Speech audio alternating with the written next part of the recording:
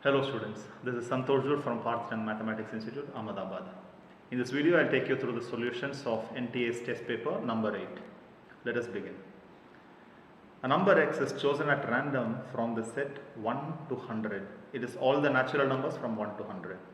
Define the event A as the chosen number x satisfies the inequality x minus 10 upon x minus 50 by x minus 30 is greater than or equal to 0. Then what is the probability of A? So we have to find all the numbers that can satisfy this condition. To do this, let us divide 1 to 100 into these three regions, 10, 30 and 50. Okay. Now, if you take any number in this region, okay, all three brackets will be negative. This will be less than 0, this will be negative, this will also be negative. So it is a negative number. So this condition won't be satisfied. So in this region you can't have any numbers.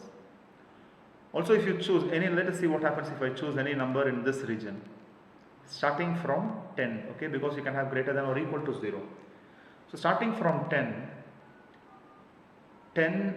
11, 12, etc. would make this positive. Okay, let us say this is region 1, 2, 3 and 4. In region 1, all three terms are negative into negative by negative, which is negative. So not useful. In region 2, the first bracket would be positive, second bracket would be negative, third bracket also would be negative. This is a positive number. Right? Therefore, from 10 till 29, I can have numbers, because at 30, x is equal to 30, this becomes undefined, right? So from 10, 11, 12 up to 29, how many numbers are there? 11 to 29, 19 plus 10, so 20 numbers are there. Okay. Then let us consider region 3. In region 3, the number is between 30 and 50. So the first term will be positive, second term will be negative, third term, the denominator will be positive. So this is a negative number, not valid for our case. The last one, starting from 50, let us say, 50 to 100, all three will be positive. Every number will be greater than 10, 30 and 50. So this is positive in the end. So this works, that is from 50 to 100. These 51 numbers, remember 50, 51, 52, etc. There are 50 numbers here and plus one more number, 51 numbers. Also satisfy this condition. Therefore, the total number is 20 plus 51, 71 numbers satisfy our condition. So number of elements in that set A is 71. Therefore, probability of A is, out of 100 numbers, 71 are okay. So 71 upon 100, 0.71. Very simple. Option C, 0.71. Question number 2. The lock of a safe consists of 5 discs, each of which features the digits 0, 1, 2, 3, 4, 5 up to 9. So there are 5 discs. You have to find the 5 combination number, like 3, 2, 1, 6, 7 could be the combination of the locker. The safe can be opened by dialing a special combination of digits, some combination. If the workday lasts 13 hours and to dial one combination of digits takes 5 seconds, not one digit, one combination of digits. To dial one combination, it takes 5 seconds. Then number of days sufficient enough to open the safe are. Now you see, since there are 10 possibilities, the first dial can have 10, the second dial can have 10 ways in which you can open, third way 10 ways, 10 ways, 10 ways, 0 to 9, 10 ways. So the total number of combinations are 10 into 10 into 10 into 10 into 10, 1 lakh. This is the number of ways in which you can find a combination. Numbers from, 1 lakh. Numbers from 0, 0, 0, 0, 0, 0 to 99999. So there are 1 lakh numbers here. So those 1 lakh ways are there. And each of these ways takes 5 seconds to key in. Therefore, the time taken will be 1 lakh into 5, and to convert it into days, you are working 13 hours per day. Okay, so per day only 13 hours, and each hour has 3600 seconds. So now this is a bit of a calculation. 5000 upon 78, 7, 13 3 9, 39, 46, 468.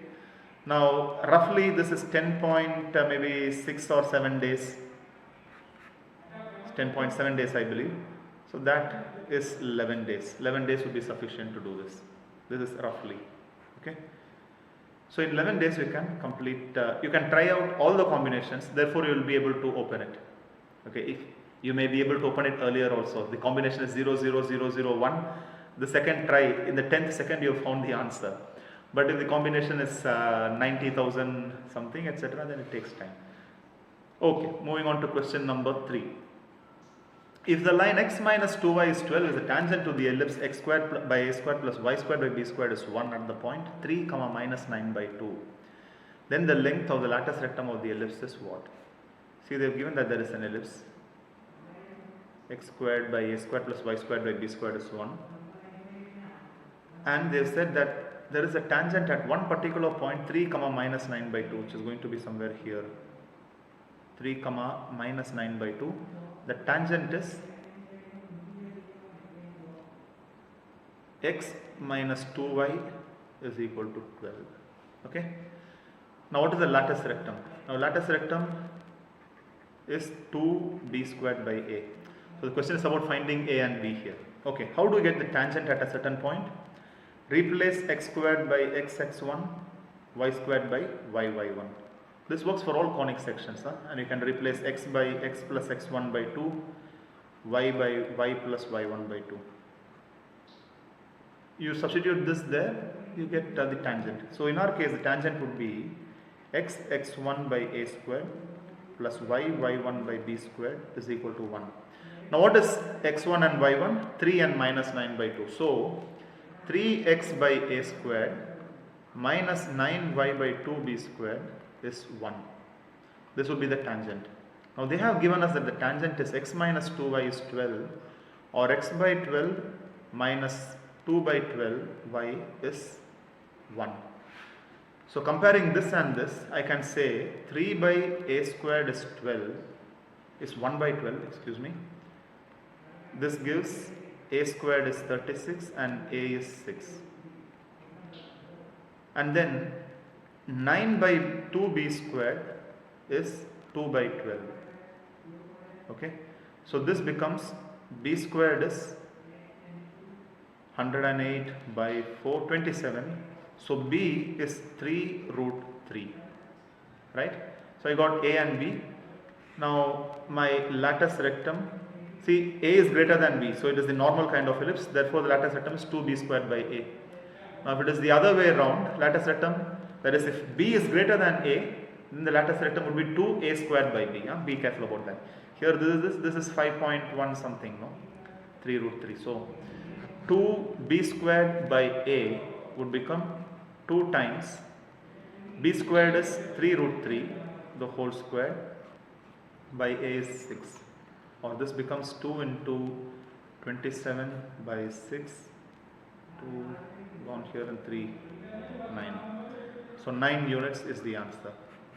So the lattice rectum is 9 units, option C. Very simple question. Let's moving on to question number 4. The geometric mean of 6 observations was calculated as 13. It was later observed that one of the observations was recorded as 28 instead of 36. The correct geometric mean is. Now the geometric mean of 6 observations is 13, means that you take those 6 observations, multiply them and take power 1 by 6, right? So what it practically means is 13 raised to the power 6 is nothing but a1, a2, a3, a4, a5, a6. Now they say that one of these was recorded as 28 instead of 36. So one of these, let us say, is 3, 4, 5, and let us say this one is 28. So we have to remove the 28 and bring in 36. So how to remove 28? Divide both sides by 28. You get a1, a2, a3, a4, a5 and multiply both sides by 36. So 13 power 6 into 36 by 28 becomes a1, a2, a3, a4, a5 into 36. So this is the correct product now. Take the sixth power on both sides. Your geometric mean will be, the sixth power here is 13 and the sixth power here, after you cancel, this becomes 9 upon 7. So 9 upon 7 raised to 1 by 6. Alright, so that is option C again. 13 into 9 upon 7 raised to 1 by 6. Very simple. Divide the wrong one, multiply the correct one. Question number 5. Let y equal x raised to x raised to x raised to x up to infinity. Then dy by dx is equal to. This is a standard kind of problem, right? That is, if you take y is x raised to x raised to x raised to etc. From here to infinity also is like y only, basically, right? All this part is equal to y again. Therefore, you can say this is nothing but y is x raised to y. And how do you differentiate these terms? Very simple, take log on both sides. Log y is log of x raised to y, which is y log x. Now differentiate both sides, this and this, with respect to x, okay? So if you differentiate this, this becomes 1 by y dy by dx. On the right hand side it is a product form. Keep y and differentiate log x. Keep log x and differentiate y. Simple. Now you collect the y terms on the same side. So what does it become? Here I get, if I bring it over, 1 by y minus log x times dy by dx is equal to y by x. If I take the LCM here, I get 1 minus y log x by y dy by dx is y by x, or dy by dx can be, if I take it to the other side, I get y squared by x into 1 minus y log x. So y squared by x into 1 minus y log x, which is option D. Y squared by x into 1 minus y log x. Okay, very simple. Just identify this is equal to y. There are several problems like this. No? The other one is this continuing fraction. 1 by x plus 1 by x plus 1 by x plus. You must have seen this problem also. Same way, if you take the whole thing as y, then from here to here is also y. So you can write this always as 1 by x plus y. And then bring it to the side and then differentiate with respect to x. These are very, very nice class of problems where you identify that the recurring function is y itself. Okay, question number 6. If f of x is equal to 2x minus sin x, f being a real valued function, g of x is x to the power 1 by 3, g also is a real valued function, then we have to investigate whether they are onto 1 to 1, both are onto, both are 1 to 1, both are onto, g of f is 1 to 1, all this, okay. Now the easiest way here, of course, how do we prove 1 to 1, or how do we prove onto? Onto should cover all the values, all the real numbers, right? In all these cases, if you show it is 1 to 1, then you can show always it covers all. These are continuous functions, so they cover all the real values. But the other easier way would be to show that these functions are increasing functions. If you show that a function, see, this is my idea here. If you show that f of x is an increasing function everywhere, that is, the function can be increased slowly or rapidly or slowly, rapidly, all that. But if it is never decreasing, then for each value of x, it will have a unique value of y. And for every value of x, it will have one value of y. So it will cover the values of y will cover the whole y-axis, as the values of x cover the whole x-axis. So if a function is, what I am saying is, f of x is increasing everywhere, never it is decreasing, strictly increasing everywhere, then f of x can be 1 to 1 and onto. This is also a very useful way to check whether functions are onto or one-to-one and all that. Okay, so let us use this. Let us see what is f dash of x. F dash of x will become 2 minus the derivative of minus sin x is minus cos x. 2 minus cos x. Now cos x, the maximum value of cos x is going to be 1 only. So this derivative's minimum value will be 1. 2 minus 1, 1. It cannot be less than that. So this is always positive. Correct? Therefore, it is strictly increasing. It is increasing everywhere. Same way, if you check g dash of x, this is 1 by 3 into x raised to the power minus 2 by 3, or 1 by 3 into x raised to the power 1 by 3 the whole square. Why do I write it like this? Because x raised to 1 by 3 can be negative or positive, because negative numbers, the cube roots are negative, but the whole square will make it always positive. So this is also always increasing everywhere. Therefore, both f of x and g of x are one-to-one and onto. That is, both f and g are onto, both f and g are one-to-one. Now also we know that if f and g are both one-to-one, g of f also is one-to-one, right? F is one-to-one, g is also one-to-one, so g of f is also one-to-one. Therefore, all three are true. So the correct answer is option D, all are true. Now remember this idea, we are using the idea that if a function is strictly increasing always, then it will be both one-to-one and onto. Okay, so find the derivative, show that it is positive always, and hence it is one-to-one and onto. Let us go. Question number 7. Tan square theta plus secant 2 theta is 1. Find the general solutions. Okay, let us just rewrite it in a little. I can write this secant theta as 1 by cos 2 theta, right? And I can take this tan square theta to the other side and write it this way. And you know the equation to write cos 2 theta in terms of tan theta? It is 1 minus tan square theta by 1 plus tan square theta. So using this here, I get 1 plus tan square theta in the numerator by 1 minus tan square theta in the denominator, because it is 1 by cos 2 theta, is 1 minus tan square theta. So this becomes 1 plus tan square theta is 1 plus tan power 4 theta minus 2 tan square theta. Excuse me. This is the normal a minus b the whole squared expansion. 1 and 1 are gone. So I have tan power 4 theta minus 3 tan squared theta is 0, or tan squared theta into tan squared theta minus 3 is 0. Let us go.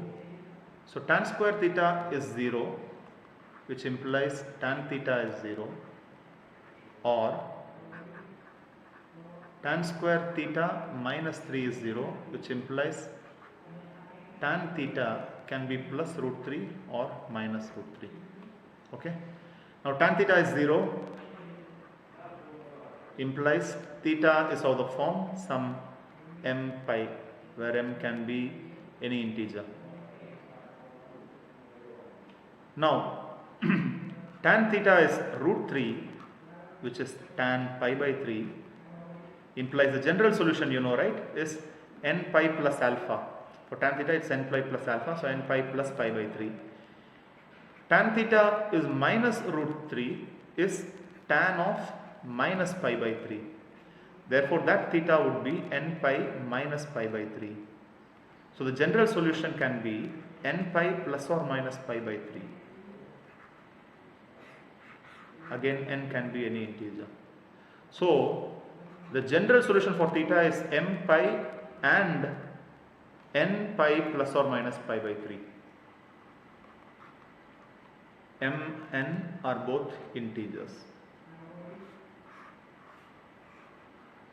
This is m pi, n pi plus or minus pi by 3. So option B, m pi and n pi plus or minus pi by 3. Very simple. we are converting everything to tan, and since we know there is a nice expression for cos 2 theta in terms of tan, we have the simple solution. Question number 8. 2 power n is less than n factorial is true for where is it true?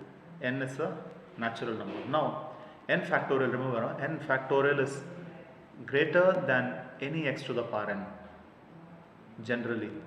Okay, of course you can get down conditions on x and n, but eventually n factorial is going to be more than any 2 power n, because what is the idea? 2 power n, basically you are multiplying 2 n times, right? And in n factorial you are multiplying 1 into 2 into 3 into 4 into till n into n plus 1. So you see, apart from these first two numbers, there are n terms on both sides. N 2's here and there is 1 to n here. Sorry, n in n, the last is n. 1, 2, 3 up to n. Both are n terms, but apart from these first two terms, all the other terms are larger, right? All the other terms are larger than this. So this will be always greater, except in some cases where we have to establish now. See, initially when n is 1, this is 2 less than 1 factorial is false. When n is 2, 2 square is less than 2 factorial is also false. N is 3, 2 cube, because this is 2 less than 1. No, this is 4 less than 2. 2 cube less than 3 factorial means 8 less than 6, false.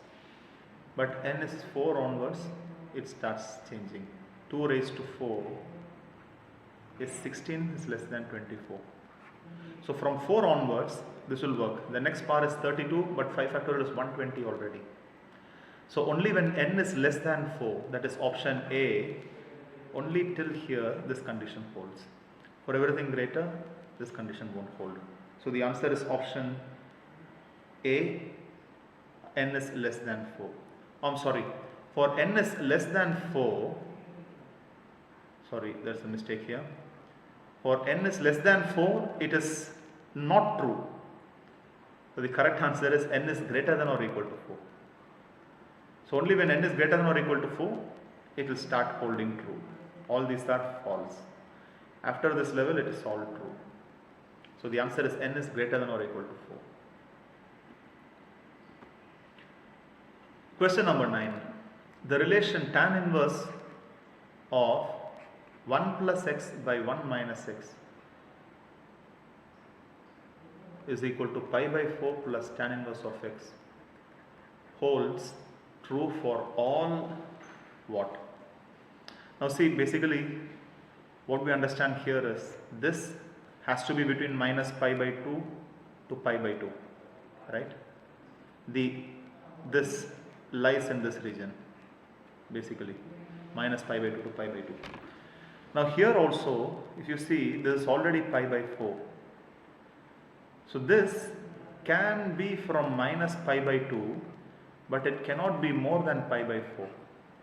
Because if it is more than pi by 4, you will get an angle that is greater than pi by 2, correct? So the maximum is it should reach pi by 4. On the negative side, there is no problem, because pi by 4 plus minus pi by 2 is minus pi by 4, which is well within the limit. Understand the argument? This shouldn't be greater than pi by 4, because this can only be a maximum of 90 degrees. So already 45 here, this shouldn't be greater than 45.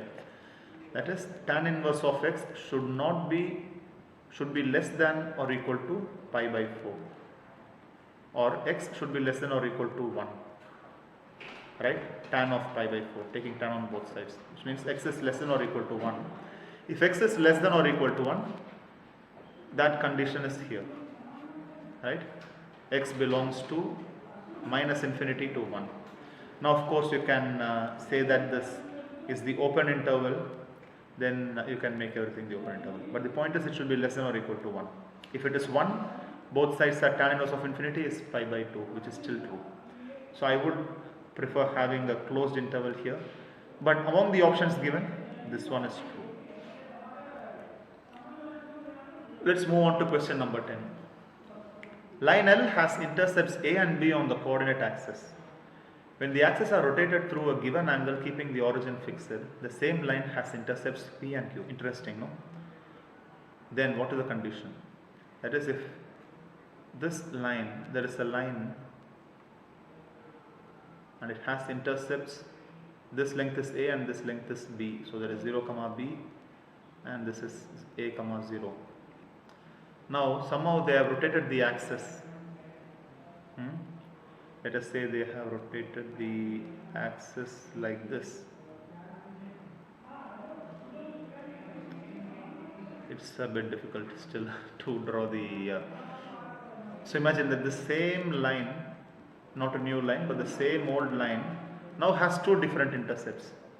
The intercept of this line here is how much? Let us say is P and Q. So this becomes P comma 0. This is the new x-axis. This is the new y-axis. And this intercept is 0 comma Q. Now they are asking what is the relationship between A, B, P and Q. Right? Now you see the finding the line and then rotating it and all that, rotating the axis, what happens to the line is going to be a very painful process to do.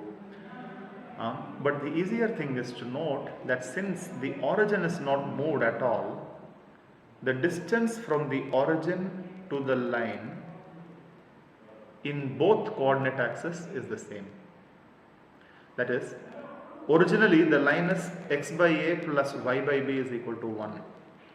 The new line is going to be like x dash by p plus y dash by q is 1, correct? Now both these lines will be at the same distance from the origin. That will be our clue. So if this line and this line are the same distance from the origin, I can say that line is x by a plus y by b minus 1 is 0. And you know the formula for distance from a line is that ax1 plus by1 plus c by root of a squared plus b squared under mod. This is the standard formula. So the distance of the origin from this line would be 0 plus 0, that is 0 by a plus 0 by b minus 1 by square root of 1 by a squared plus 1 by b squared under mod. So this becomes 1 by root of 1 by a squared plus 1 by b squared. Same way you can show that the distance from origin to the other line x dash by p plus y dash by q is the 1 is going to be the same thing, 0 by p plus 0 by q minus 1 mod by square root of 1 by p square plus 1 by q square. So this also becomes 1 by square root of 1 by p square plus 1 by q square. So if you equate both, 1 by square, it's okay, 1 by square root of 1 by a square plus 1 by b squared is equal to 1 by square root of 1 by p square plus 1 by q square. Therefore, squaring both sides, taking the reciprocal and all that, you get 1 by a square plus 1 by b squared is, 1 by p square plus 1 by q square. So this is option 1 by a square plus 1 by p square is 1 by p square plus 1 by q square, option B. Right? Very simple, just use the idea that the distance from the origin is going to be the same. Question number 11. A chimney of 20 meter height, this is a chimney, 20 meter high, standing on top of a building, subtends an angle whose tangent is 1 by 6 at a distance of 70 meters from the foot of the building. So from the foot of the building you take 70 meters. This chimney subtends an angle, some angle, let us say this is alpha, and they have given the tan of that angle is 1 by 6 is given, tangent is 1 by 6. The height of the building is how much? Let us say this is x, let us call this as theta. Very simple heights and distances problem, A, B, C and let us say D. So in triangle ABC, tan of theta plus alpha, the whole triangle, tan of theta plus alpha is 20 plus x upon 70. And in the smaller triangle here, in triangle DBC, tan of theta is going to be x by 70. So from both you eliminate theta and you know you have alpha also. Substitute that here and then you get the answer. That is what I'm saying is tan of we have theta plus alpha is 20 plus x upon 70. Now tan of theta plus alpha is nothing but tan theta plus tan alpha by 1 minus tan theta tan alpha. This is 20 plus x by 70. So this becomes, since we know tan theta is x by 70, tan alpha is 1 by 6, x by 70 plus 1 by 6 divided by 1 minus x by 70 into 1 by 6 is 20 plus x by 70. Now let's take the LCM. This becomes 6x plus 1 by 70 into 6 is 420, or actually 210 also is the LCM. 6x plus 6x plus 70. Anyways, this multiplied by, here it is 420, so this LCM will be 420 minus x by 420. So on bringing it to the numerator, it becomes something like this. Cancel this and I get 20 plus x by 70. All big numbers. Do the arithmetic carefully. So this comes here and this goes there. So 70 into 6x is 420x plus 70 into 70 is 4900 is, and then these two terms here. Okay. So how much is that going to be? 420 into 20, 8400, and then minus x squared. And then I have 420x minus 20x, which is plus 400x. Now bring everything to one side. I have x squared, and this here becomes 20x, and this on the other side becomes minus 3500 is 0. Now this is easily factorizable, x plus 70 and x minus 50. So x is minus 70 or 50. This can't be a valid distance, so 50 is the answer. So the distance, the height of the building, so the height is 50 meters or 50 units, whatever unit it is, 50 meters. So option A. Very simple heights and distances problem. Tan alpha, tan theta, and then tan alpha plus theta. Question number 12. The value of the integral minus a to a e to the power x by 1 plus e to the power x dx is how much? Now this is a very standard integral, right? You take 1 plus e raised to x as t, then e raised to x dx is dt.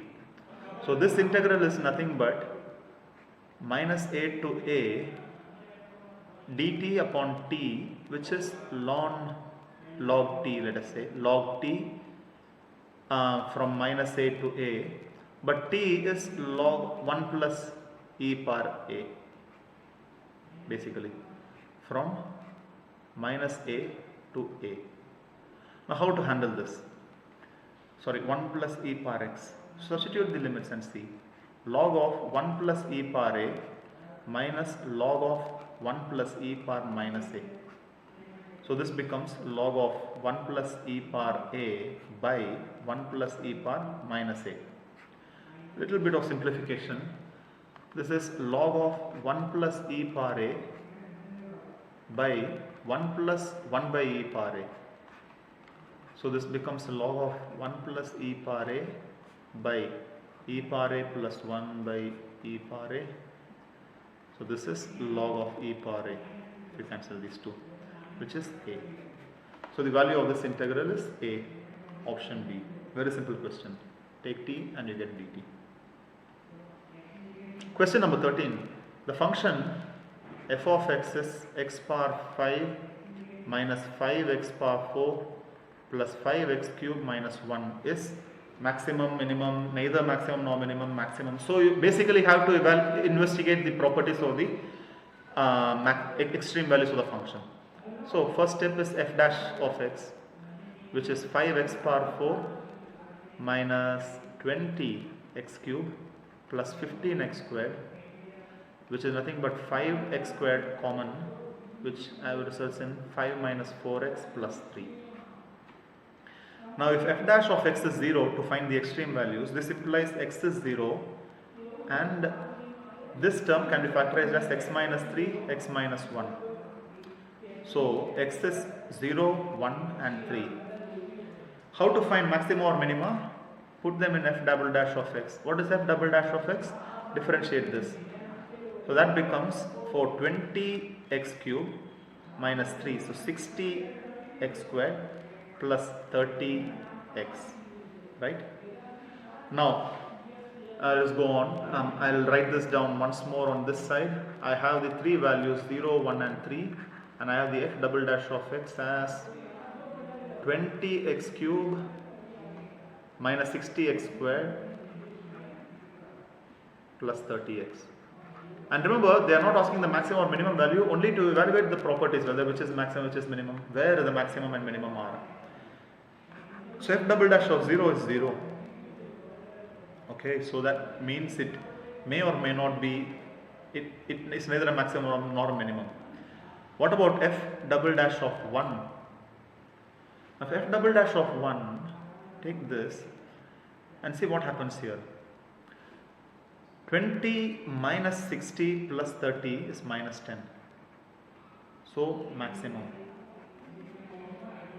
Negative value, right? And f double dash of 3 is 20 into 27, so 540 minus 60 into 9, 540 plus 30 into 3,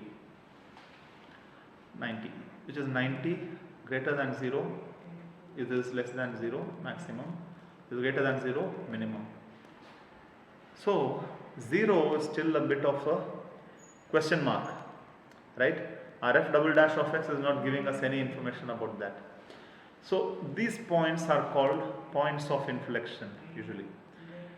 See, there is however a theorem which says that if both f and f double dash are 0, then for a particular point, then go for the fourth derivative and see what happens.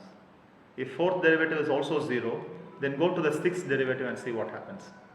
So the same conditions, that is if the fourth derivative is positive, it will be a minimum, fourth derivative is negative, you will get a maximum. But here for our case, the third derivative will be 0, the fourth derivative will also be 0, and the fifth derivative, however, because it's par 5 here, will not be 0. But you can't do anything with you cannot tell anything about the property of function based on the fifth derivative. You can tell whether they are maximums or minimums based on the even derivatives. Okay. So for example, in this problem, if the fourth derivative of 0 had become a positive number, then it is a minimum at 0. If the fourth derivative is negative, then there is a maximum at 0, provided all the previous derivatives are 0. Okay.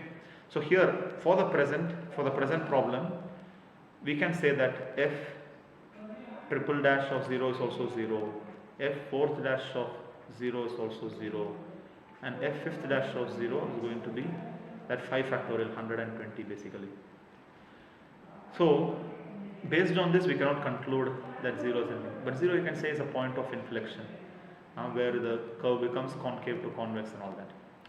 So the answer is maximum at 1, minimum at 3, 0 is neither. So maximum at 1, no. Minimum at 3, no. This is exactly reversed. Minimum at 1, no. Maximum at 0, no. So neither maximum nor minimum at x is equal to 0 is the correct answer here. So 13 is option C. Very simple, based on the evaluation of the derivatives. The order and degree of the differential equation d squared y by dx squared is equal to y plus dy by dx power 6 the whole power 1 by 4. The first task, degree is, the order of the differential equation is simple. Order is 2, the highest derivative is 2. So nothing. But to find degree, make all the coefficients rational, that is raise both to the power 4.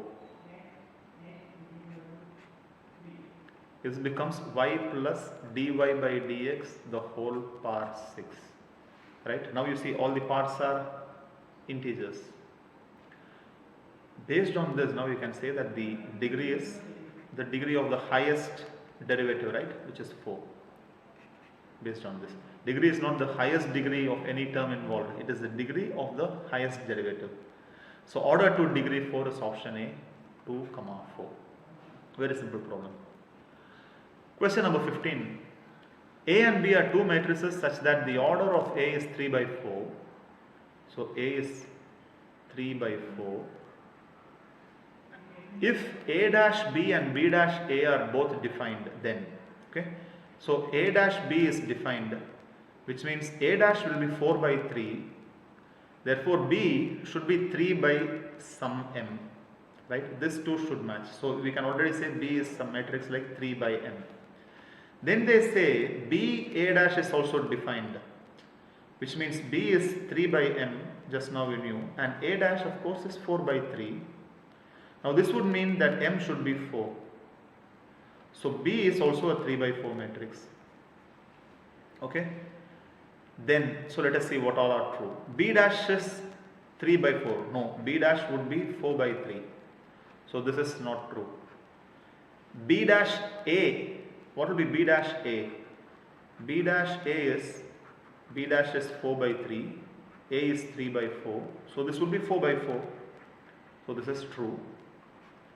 So B dash A is 3 by 3 is wrong. B dash A is not defined also is wrong. So the answer is the order of B dash A is 4 by 4. Very simple problem. Okay, moving on to question number 16. If A is x such that it is a solution of x squared minus 5x plus 6, then which is x minus 3 into x minus 2 is 0 basically, or x is 3 and 2. So A is basically 3 and 2. Okay. And B is 2 and 4, C is 4 and 5, then A cross B intersection C. A is 3, 2 cross B intersection C. Okay, I am writing A cross B intersection C. B intersection C is just 4, right? So the answer would be 3, 4 and 2, sorry. You shouldn't write it this way, you should write a set of ordered pairs. You write it as 3, 4 and 2, 4, which is this. A cross B intersection C is 2, 4 and 3, 4. Very simple problem is this. The variance of the numbers 2, 3, 11 and x is 49 by 4, then the values of x are. Okay. So what is the definition of variance? Variance you can write as, that is sigma square is summation of all the elements squared by n minus x bar square, right? In this particular problem, x bar is nothing but 2 plus 3 plus 11 plus x by 4, which is 15, 16 plus x by 4. Okay, so this term is known, 16 plus x by 4. Now what about sigma x squared? So the variance is 49 by 4, right? If I substitute everything here, 49 by 4 is sigma x squared. So 2 squared is 4 plus 3 squared is 9 plus 121, 11 squared plus x squared upon 4 is, sorry, minus this squared. So 16 plus x the whole squared by 4 squared, 16. I am doing x bar square, remember, so it becomes 16 here. Now cancel at least 4. So this is 49 is 4 plus 9 plus 121, 9 plus 130 is 134 plus x squared minus, now this whole term is 16 square is 256, x square is x squared, with this minus it becomes minus, 2ab term will be 32x, and the whole thing by 4. So let us, okay, for the time being keep it like this. Let us multiply it by another 4. So this becomes 196 is, here I get 536 plus 4x squared minus 256, sorry, minus x squared minus 32x. Okay, let us bring everything to one side. So here it is basically 3x squared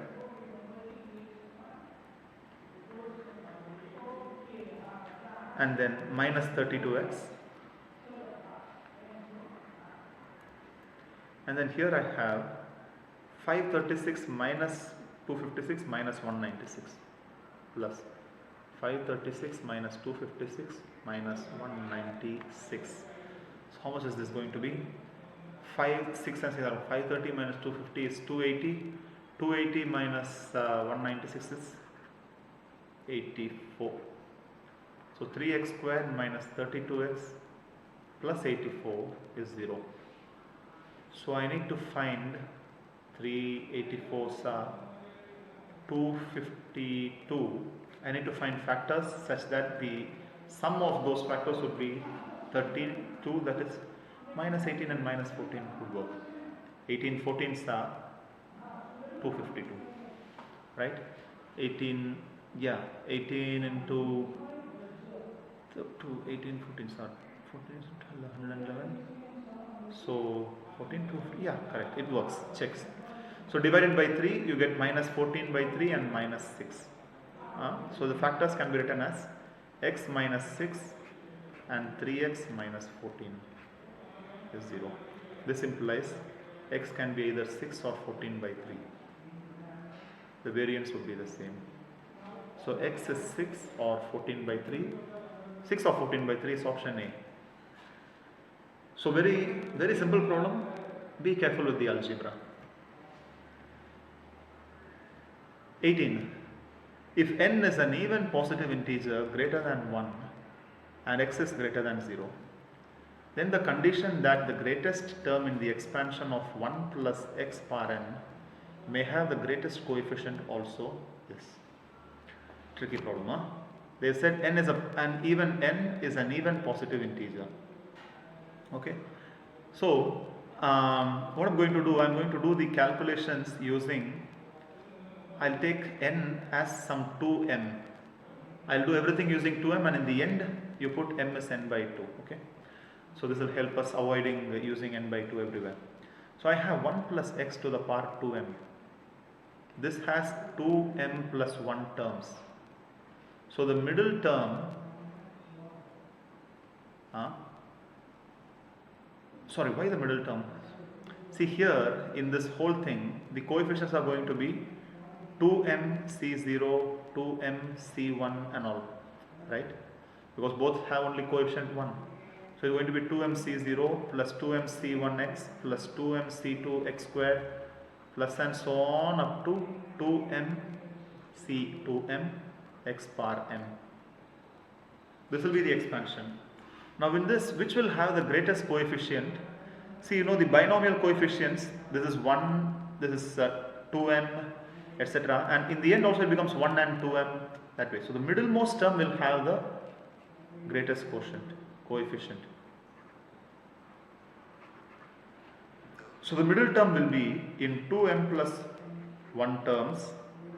M plus 1 is the middle term, right?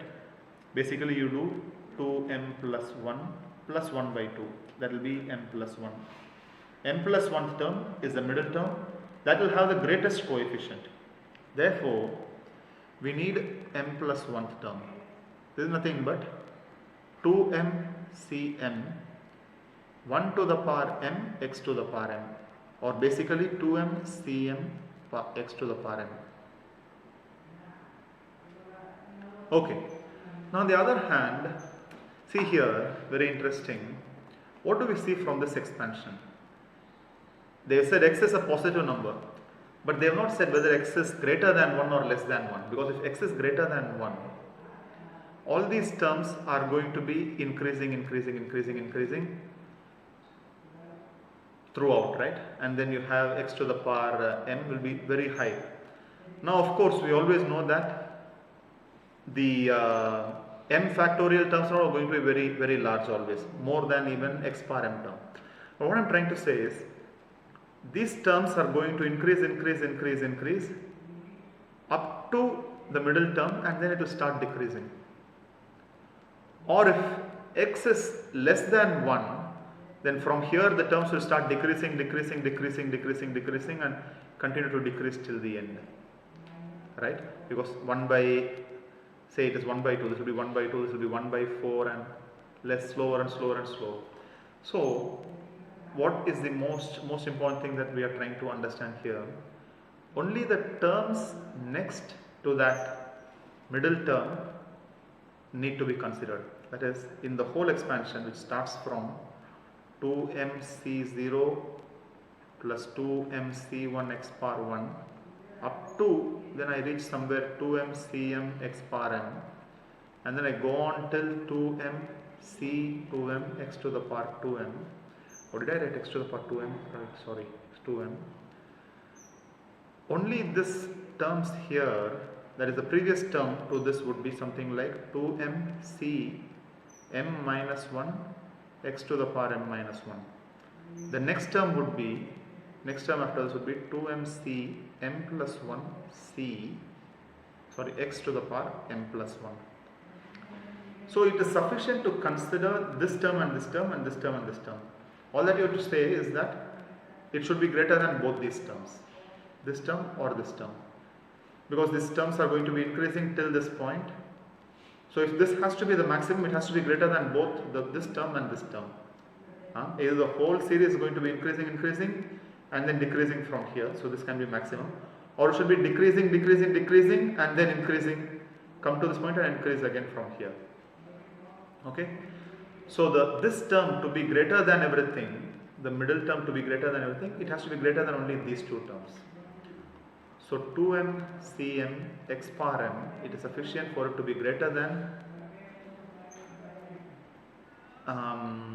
2mcm minus 1 x power m minus 1, and also 2mcm x power m should be greater than 2mcm plus 1 x to the power m plus 1. Okay, these two conditions are sufficient. Now let us see what they will result in. Okay, first case. So in this case, if I take 2mcm to the other side and bring x power m to the other side, since x and all are positive, I can do it without any worry. This is greater than 2mcm minus 1 by 2mcm. Now this becomes x, right? X should be greater than, here I have 2m factorial by 2m minus m minus 1. So minus m plus 1 factorial by m minus 1 factorial. I am using the expansion for NCR by NCn minus r. So 2 NCR is n factorial by n minus r factorial into r factorial.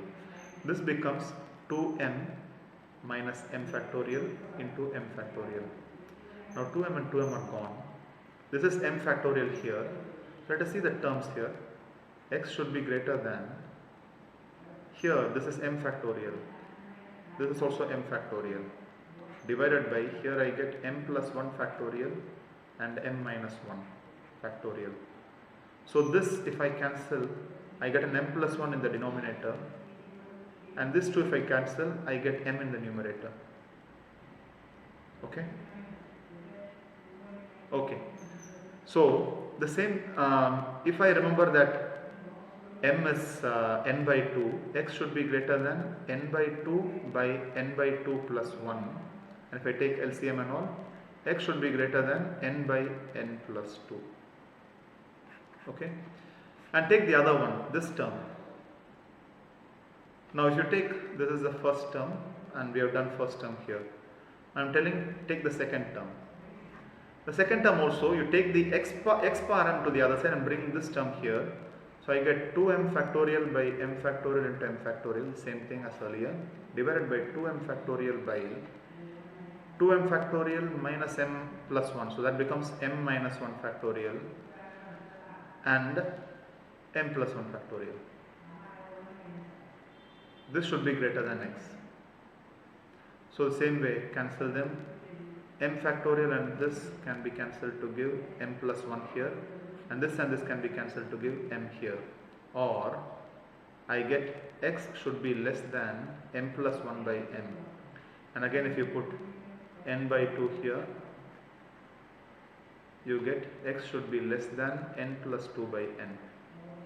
So x should be greater than n by n plus 2, x should be less than n plus 2 by n.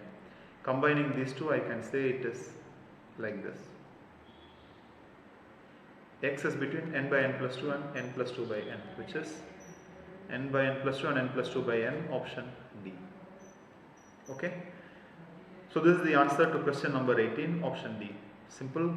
Take the middle term and show that since that is the term with the greatest coefficient, 2mcn,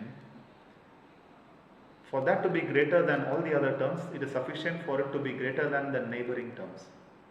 Because the series is going to increase, the terms of the series will increase and then decrease after that point, or decrease and then increase after that point. Okay. Either way, if it is an increasing or a decreasing series, the terms based on the value of x and all, you can say if it is greater than both the terms on both the sides, then it will be a universal condition. Very good. So let us move on to question number 19.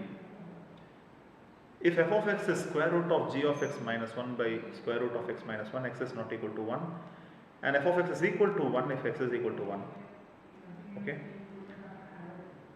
G of x, g dash of 1 is 2, g of 1 is 1, then limit x tends to 1, f of x is what? The problem is, it is this limit x tends to 1, if I put x is 1 here, I would get root of g of 1 minus 1 by root of 1 minus 1. G of 1 is given to be 1, so this will become a 0 by 0 form.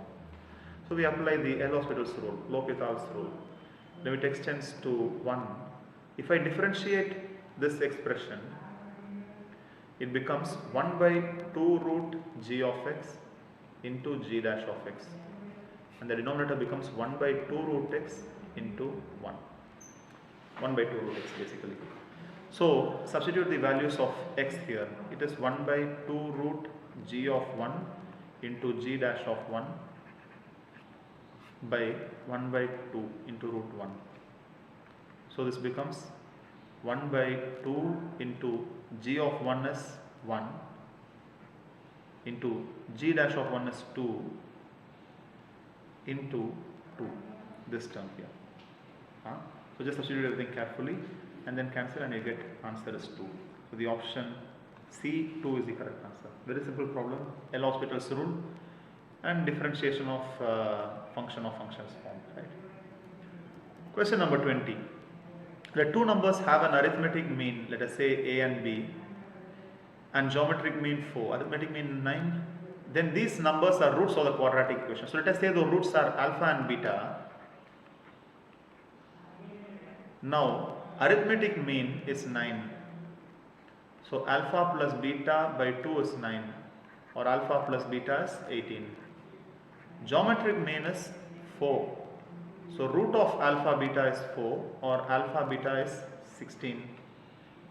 Therefore, the equation is x square, minus sum of the roots into x plus product of the roots is equal to 0. So x squared minus 18x plus 16 is 0. So x squared minus 18x plus 16 is 0. Yeah, very simple question. Question number 20.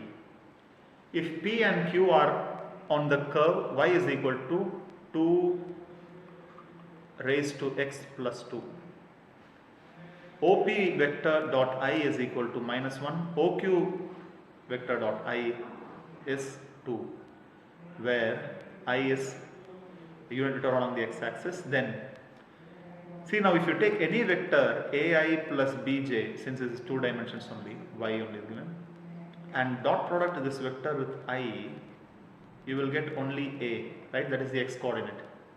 So basically what they have given is that P is of the form minus 1 comma some y coordinate, y1 let us say, and Q is of the form again dot, so it is of the form 2 comma some other y2. y1, y2 can be found easily because we have y is equal to this.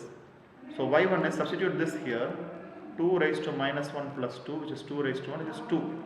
So P is minus 1 comma 2. And then the same way Q is this, so y2 will be 2 raised to, substitute here, I am putting this point here only, okay. 2 raised to 2 plus 2, which is 2 raised to 4 or 16. So Q, the point Q is 2 comma 16. Therefore, I can write the OP vector as minus I plus 2j and OQ vector as 2I plus 16j. Now we are asked to find the magnitude of OQ vector minus 4 times OP vector. OQ is 2I plus 16j minus 4 times OP. So minus I plus 2j. So this becomes 2I plus 4I, 6I, 16I minus 8I, 8j. So this is nothing but square root of 36 plus 64, which is square root of 100 or 10 units. Right? So the answer is 10 units is the magnitude. Very simple problem. Recognize that these are the x coordinates of the points given. Find the y coordinates, vectors, magnitude. Let f, g, h be differentiable functions. F of 0 is 1, g of 0 is 2, h of 0 is 3. And the derivatives of their pairwise products at x is equal to 0 are f, g, the whole dash 0 is 6, g, h, the whole dash is 0, and h, f, etc. The value of f, g, h, the whole dash of 0 is. See now, f, g, h, the whole dash, how can it be written as? It can be written as you keep f and g constant and put h dash, or then you keep f and h constant, put g dash, or you keep g and h constant and differentiate f dash. Right?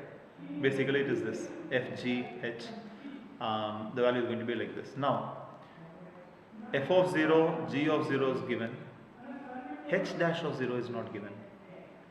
F of 0, see if I take f, g, h dash at 0, basically it means f of 0, g of 0, h dash of 0 plus f of 0, h of 0, g dash of 0 plus g of 0, h of 0, f dash of 0. They have given us f of 0, g of 0, h of 0, but not the individual derivatives. So if we can find the individual derivatives, then it's like we have resolved the situation practically, right? So how to do that now? How can we get to the, how can we use that to get to this? Very simple. See, what they have given us is, in all the following, I will just write f and g, but it will refer to f of 0, g of 0 or f dash of 0, etc. They have given fg, the whole dash of 0 is 6, that is f into g dash plus g into f dash is 6. Now f we know is 1, g is 2. The function's values we know at 0. So this equation becomes 1 into g dash plus 2 into f dash is 6. Or one equation I get, g dash plus 2f dash is 6. The same way, for the second thing I can get g h dash plus h g dash is 4, and I know g is 2, h is 3. So 2h dash plus 3g dash is 4. Second equation. The third equation will be from here, h into f dash plus f into h dash is 5. Now h is 3, so 3f dash plus f is 1, so 1h dash is 5. 3 equations, 3 unknowns, and I can get f dash, g dash and h dash. Put them here and you get the value of f, g, h, the whole dash of 0. So let us calculate f, g and f dash, g dash and h dash from here. What will be h dash? I can eliminate h dash from 2, and using that I can eliminate g in another, g or f in another equation. Let me just write these three equations in the next page. G dash plus 2f dash, or 2f dash plus g dash is 6. 2h dash plus g dash, so 3g dash plus 2h dash is also 4. 3f dash plus h dash is 5. Okay, so if I find 1, 2, 3, from 3 I get h dash is 5 minus 3f dash. Substitute in 2. So 3g dash plus 10 minus 6f dash is 4, or minus 6f dash plus 3g dash is minus 6, right? Minus 3g dash minus 3f dash plus 3g dash is minus 6, or minus 2f dash plus g dash is minus 2. So g dash is 2f dash minus 2. Put it in 1. So I get g dash, so 2f dash already there, and then I have plus 2f dash minus 2 is 6, or 4f dash is 8, and f dash is equal to 2. If f dash is 2, g dash is 2 into 2 minus 2, which is also 2. And if g dash is 2, or sorry, f dash is 2, I can put this here also. H dash becomes f 5 minus 3 into 2, which is minus 1. Okay, together with the values, f is equal to 1, g is equal to 2, h is equal to 3. Remember, f, g, h, f dash, g dash, h dash, all these refer to f of 0, g of 0. Just for the sake of convenience, I am writing it like this. And then we have f, g, h, the whole dash of 0. We have this expression, right? f, g into h dash, f, h, g dash, g, h, f dash. So let us substitute f, g. So 1 into 2 into g dash, h dash is minus 1, plus f, g, h dash, oh sorry, f, h, g dash, f, h, g dash, plus g, h, 2, 3, f dash is 2. 2, 3 and f dash is 2. This becomes minus 2 plus 6 plus 12. Minus 2 plus 18 or 16 is the answer. So the answer to this question is 16. Very simple. You find the derivatives and the solve from this equation for f dash, g dash and h dash. Question number 23. If I is z cube plus z squared minus z plus I is 0, then mod z is equal to. Okay. Let us see if this can be factorized. To do that, I put this plus as minus I squared z squared, because you know I squared is minus 1, minus I squared is equal to 1. So here I am just putting, instead of the 1 here, minus I squared. So if I take I common, I z square common, I get z minus I, and here also I get minus z minus I is 0, or z minus I into I z squared minus 1 is 0. So z is either I or z square, I z square minus 1 is 0. This would give z square is 1 by I. So z is let us say minus I square root, plus or minus, square root of plus or minus I. Of course, in all these cases, see here, mod of z is mod of I, which is 1. Here also, mod of z square, these roots, is going to be mod of 1 by I, which is 1. Mod z square is 1, which implies mod z is 1. So all three roots, I and these two roots also, are going to be of the same mod 1. So mod z is going to be 1. Very simple question. Question number 24. The graph of the antiderivative of f of x is equal to x e power x by 2 passes through 0, 3. Basically what they are saying is antiderivative is nothing but, let us call it y, integral f of x dx. This is the antiderivative. This passes through 0, 3. Then the value of g of 2, the graph, that is the g of 2 is the antiderivative. Sorry, g of x is the antiderivative. So the question should be, the graph of the antiderivative of f of x is g of x and it passes through this point. And then the question is g of 2 minus f of 0 is how much? So let us find g of x by the integral. X e to the power x by 2 dx, right?